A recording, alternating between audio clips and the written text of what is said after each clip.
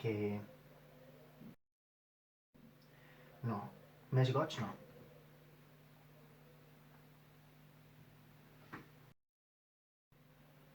Bueno, però l'últim.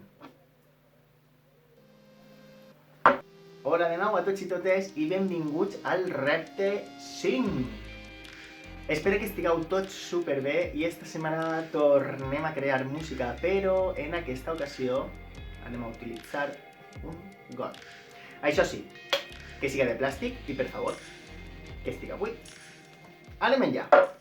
Per aquesta setmana he escollit una cançó que segurament conegueu molts de vosaltres perquè és una cantant molt jove que s'anomena Paula Rojo i la cançó se diu Si me voy. Fa així. Tengo un billete para no volver, un par de historias que contar. Si tú quieres, puedes ser mi compañía. Te prometo no escribir ningún final. Si me voy,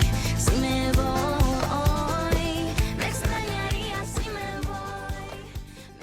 En aquesta cançó, el més important de tot és el ritme. A partir del ritme que crea amb els gots, que està present tota la cançó, es crea tot lo demés. La lletra, la melodia, les harmonies, l'acompanyament. És la base, la part més important és el ritme. I així és on s'anem a centrar nosaltres, al ritme que fem en els gots. Per tant, anem a veure un vídeo on Paula explica com poder fer el ritme en els gots. No tingueu pressa. Ens pot costar un poc, és normal. Mireu un exemple.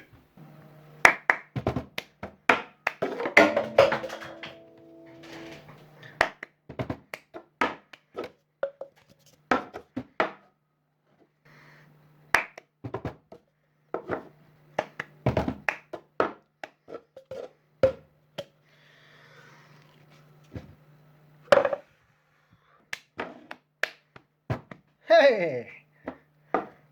Però vos promet que ells, amb tranquil·litat, seguint pacients i practicant, ens va eixir segur i va ser una vegada més un repte superat.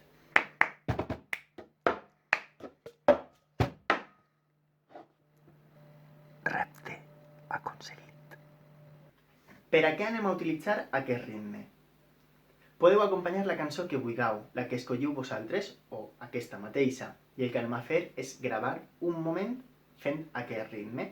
Si a algú de vosaltres este ritme li pareix massa difícil, aprovat i veu que no li és, no vos preocupeu, perquè així el que estem treballant és la pulsació i és mantindre's dins de la velocitat de la peça. Aleshores el que podeu fer és amb el got de plàstic inventar vosaltres un ritme per acompanyar la cançó que vosaltres escolliu.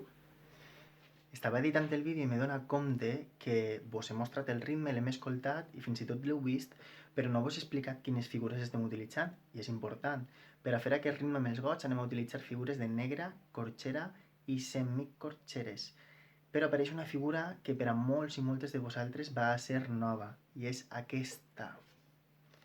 És una figura que uneix semicorxeres i una corxera, i la seva durada és d'una pulsació.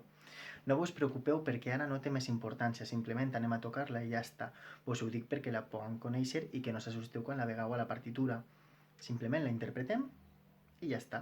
I així tenim una figura més.